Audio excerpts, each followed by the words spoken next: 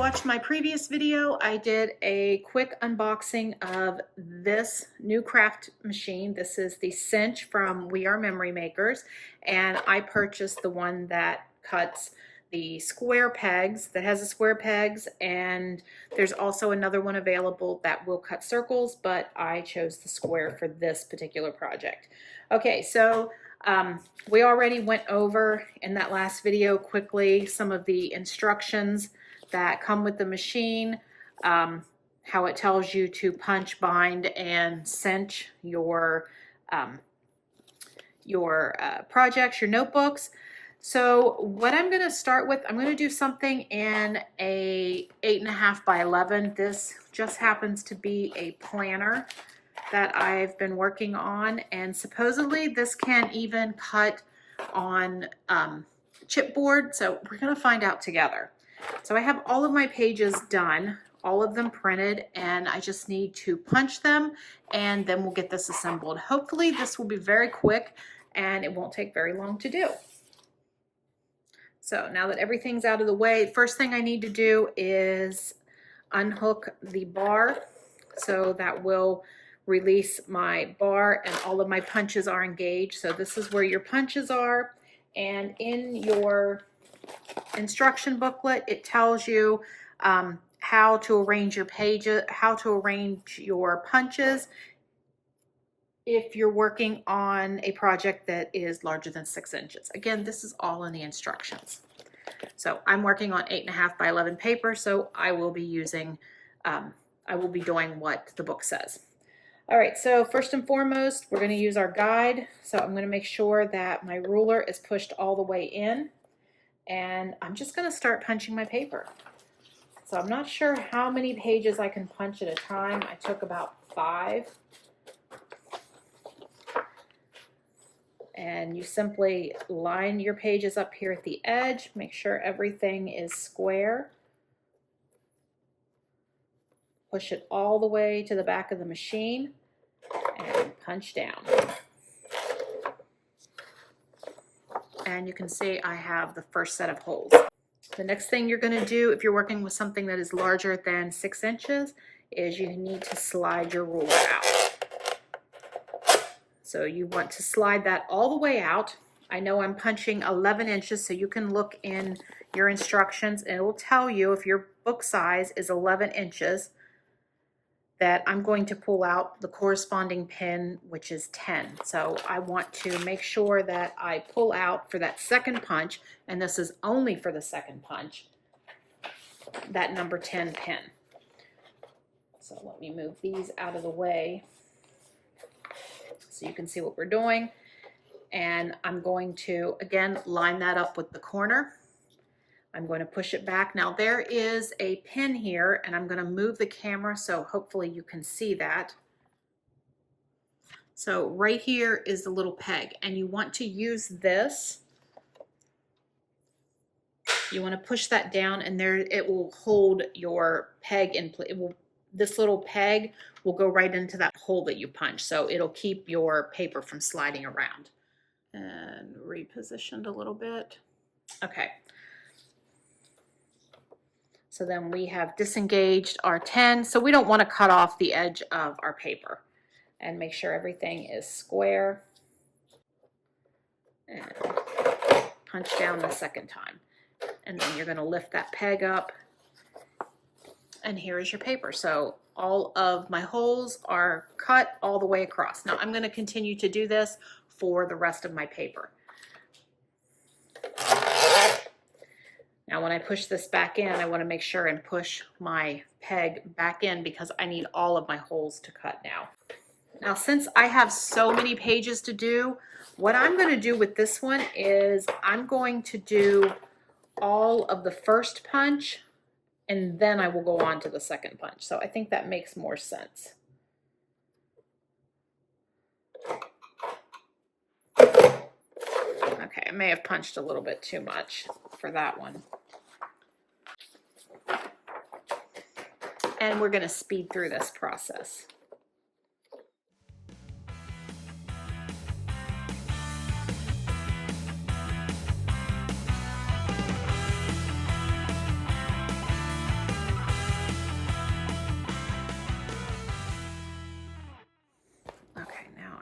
me the chipboard.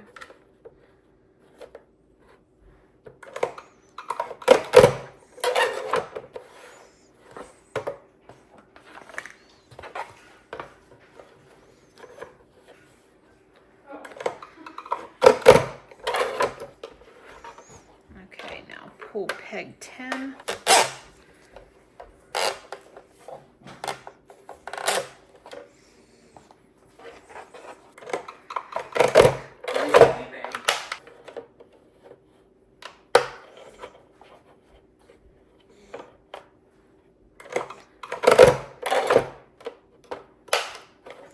Okay, so I have my front and back done. Now I'm going to start just assembling this.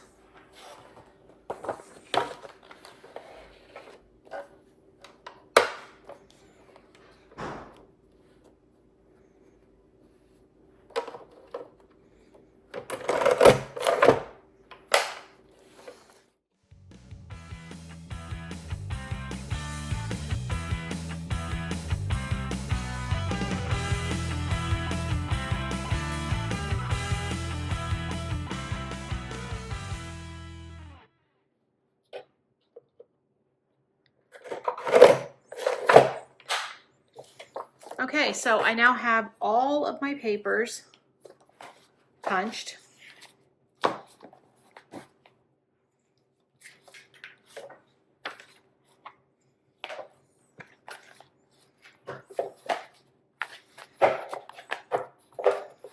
And I'm ready to assemble. So there's a couple things you can do. I found this little tool on Etsy. It's a downloadable and I laser cut it. You could laser cut it, you could print it. It did have a PDF. I'll link this. I'll link where I found this in the description if it's something you're interested in. And the premise to this is that, let me put this down.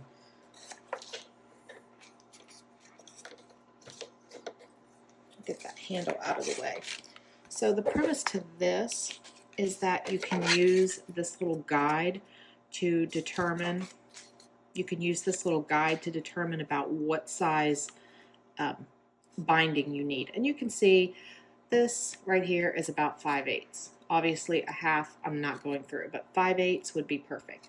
Now I don't have 5/8 rings, I have 9/16, which is just slightly under the 5/8, so we're going to try this one today. So that's all I have on hand right now is 5/8 and 1 inch, and these are way too big.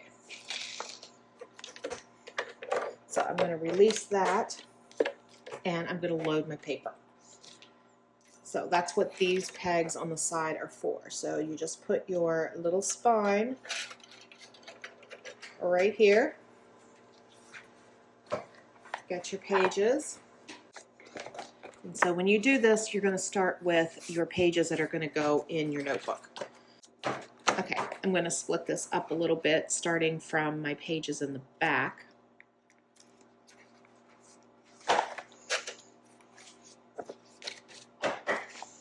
Make sure you keep them in order.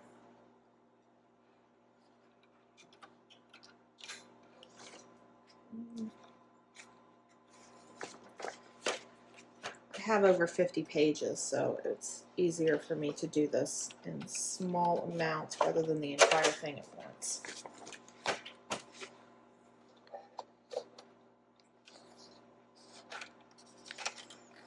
Okay, now this is the important part when it comes to arranging your binding. You want to, after you get your last page on, you want to put your cover on first, and then you want to put the back on next, except you want, now unfortunately I'm not using anything that's sided, it's just chipboard, but if you had a design on your paper, you want to make sure that you put right sides together. So I would take my front and then I would take the right side of my back and lay them together.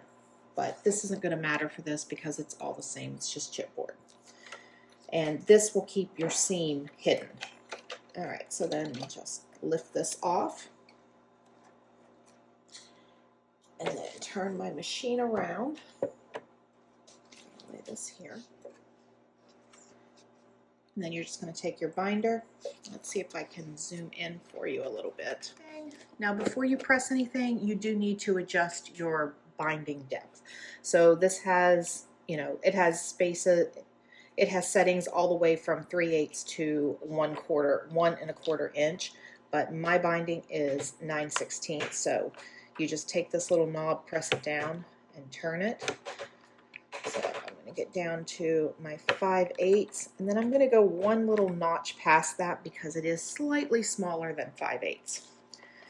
All right, so then you get your binder up here. I'm going to rotate it so this is setting flush. And then you just press your handle down.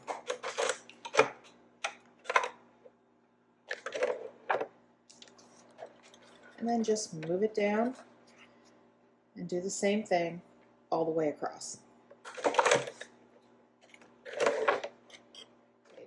Okay, so I have now bound my book, and I need to get some wire cutters and cut this leftover off. Well, as usual, I can't find my wire cutters, but I did find my little snips that I use next to my 3D printer. So the last thing I want to do is snip this off. Hopefully this will work. And then I'm going to take, let's see if I can turn it this way. I'm going to take this and then kind of try to bend it down a little bit so it's not quite so sticky. All right, so here's our notebook, and your seam will be hidden underneath your back cover if you put it on correctly. So we'll flip that around, and as you can see, you see no seam. I have all of my pages, and my book is bound and it's ready to use. So that's a very simple first project using the Cinch machine.